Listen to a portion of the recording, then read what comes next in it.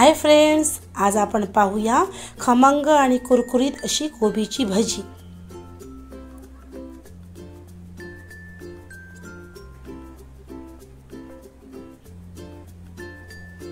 हे पहा, एक कोबी घेतला आहे, तो स्वच्छ 3 पाण्याने धुवून घेतला आहे, छानपैकी कापून घेतला आहे। एकदम बारीक कापायचा। 1 वाटी बेसन, अर्धा वाटी तांदळाचं पीठ, अर्धा चमचा मीठ, अर्धा चमचा हळद, आलं लसूणची पेस्ट, आलं लसूण मिरची, 2 कांदे घेतले कापून पातळ आणि कोथिंबीर अर्धी वाटी। हे पहा, कोबी घेतला आहे, हळद मीठ आलं लसूणची पेस्ट घालून घेऊया, छानपैकी एकजीव करून घेऊया।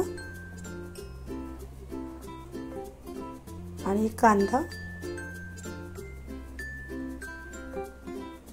एक नाही सॉरी 2 आहेत ते कांदे, 1 वाटी एकदम एकजीव करून घ्यायचे।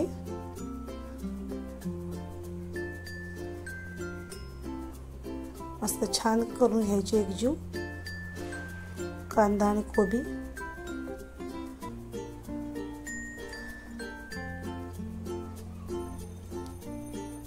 आता अर्धी वाटी तांदूळाचं पीठ 5 मिनिटं फक्त ठेवायचं। बेसन 2.5 चमचे घेतले, आपल्याला पीठ लागतं तसं घ्यायचं आणि कोथिंबीर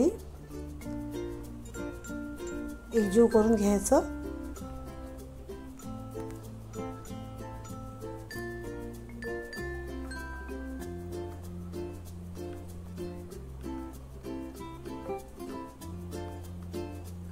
करून घ्यायचं। आणखी घेते बेसन मी पहिले 2.5 चमचे घेतले होते, 2 आणि अर्धा 5 चमचे लागले टोटल। आपल्याला पीठ लागेल तसं घ्यायचं बेसन।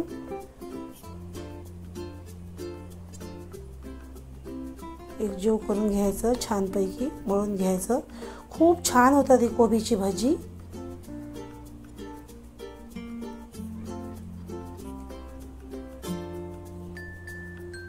आणि घेते मी जरा पातळ झालं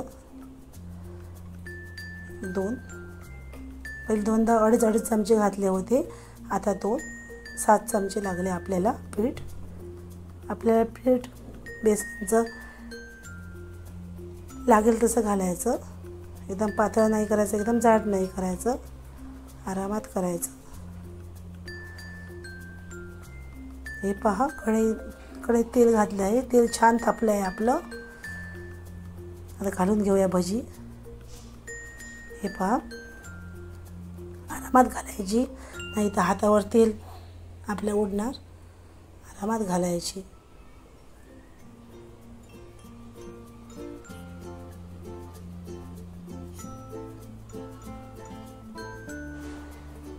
आरामात परतून घ्यायची, एकदम फास्ट करायचा गॅस।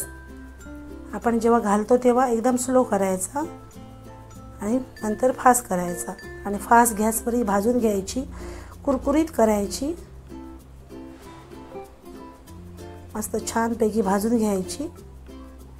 ही पहा, मस्त खरपूस भाजले आहेत, कुरकुरीत झाली आहेत, खूप छान लागतात। हे पहा, खरपूस भाजायची।